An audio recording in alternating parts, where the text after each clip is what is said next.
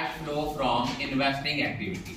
अब investing activity क्या होता है बेटा? इन्वेस्टिंग एक्टिविटीज में हम सारी वो एक्टिविटीज लेते हैं जो हमारी नॉन करंट एसेट की सेल परचेज से रिलेटेड एक्टिविटीज हैं, वो सारी हमारी इन्वेस्टिंग एक्टिविटीज हैं। और एक चीज याद रखना कि इन्वेस्टिंग एक्टिविटीज में क्या क्या आता है।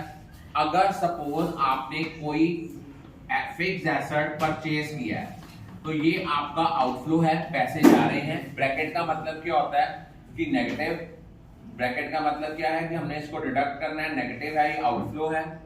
अगर आपने कोई सेल ऑफ फिक्स एसेट्स की है तो ये आपका इनफ्लो है।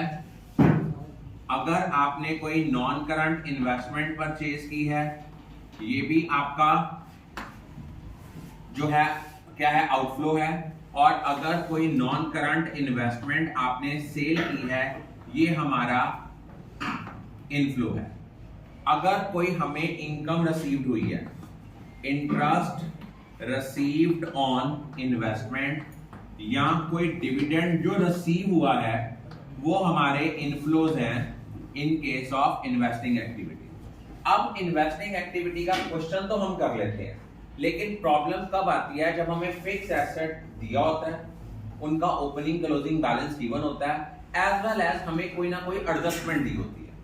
क्योंकि पेपर में जो 6 मार्क्स का क्वेश्चन आना है वो सिंपल नहीं आता, उसमें एक आधी एडजस्टमेंट जरूर गिवन होती है। सपोज हमें फिक्स एसेट अकाउंट हमने बनाना है, आपने प्रॉपर कॉलम बनाने हैं, date, particulars, amount, because final में पेपर, मैंने उस दिन आपको जब सैंपल पेपर डिस्कशन हुई थी, I have discussed with you कि पेपर आपने ऐसे सॉल्व करना है जैसे आप एक बच्चे को समझा रहे हो। अगर आप गलत समझाओगे एग्जामिनर उसको इंटरप्रेट गलत करेगा। अब आपको पता है, मान लो आपने फिक्स एसेट अकाउंट बनाया। फिक्स एसेट अकाउंट जो है आपको पता है जितने एसेट्स होते हैं इनका हमारे पास जो ओपनिंग बैलेंस होता है वो हमेशा डेबिट बैलेंस होता है। तो डेबिट बैलेंस जो होता है that will be shown as to balance brought down, opening balance है। और जो इनका क्लोजिंग बैलेंस है that will be shown as by balance carry down.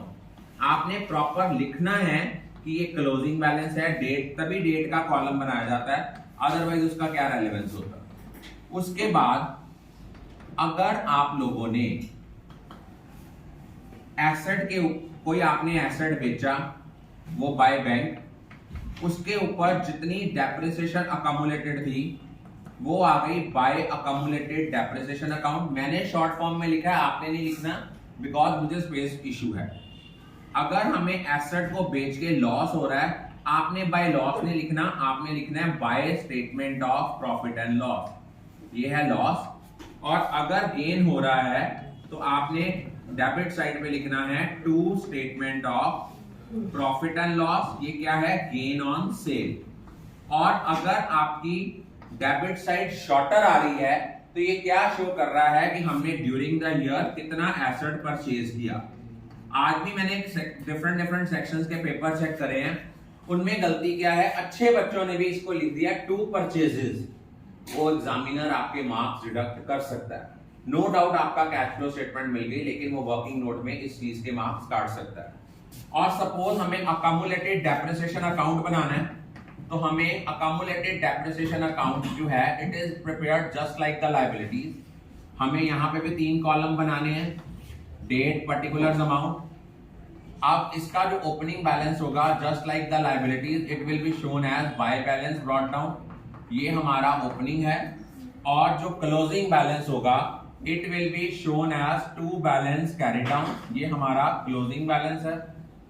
और जो हमने एसेट बेचा है उसके ऊपर जितनी हमारी अकम्युलेटेड डेप्रिसिएशन है that will be shown as to fixed asset account, ये कौन सी है, डेप्रिसिएशन ऑन एसेट सोल्ड। अब आपसे यहां से बैलेंसिंग फिगर क्या आ जाएगी, वो डेप्रिसिएशन बैलेंसिंग फिगर आएगी जो चार्ज ड्यूरिंग द ईयर है, that will B by statement of P&L account, ये बैलेंसिंग फिगर आएगी। ये वाली डेप्रिसिएशन हम ऐड करेंगे जब हमने cash flow from operating activity निकालना है। यूजुअली स्टूडेंट्स की गलती क्या है, वो कौन सी डेप्रिसिएशन ऐड कर देते हैं, ये वाली नहीं करनी है ऐड, कौन सी करनी है ऑपरेटिंग एक्टिविटी निकालते हुए, जो डेप्रिसिएशन आपने ड्यूरिंग द ईयर चार्ज की है, ये जो बैलेंसिंग फिगर निकलती है। I think all of you are clear about it.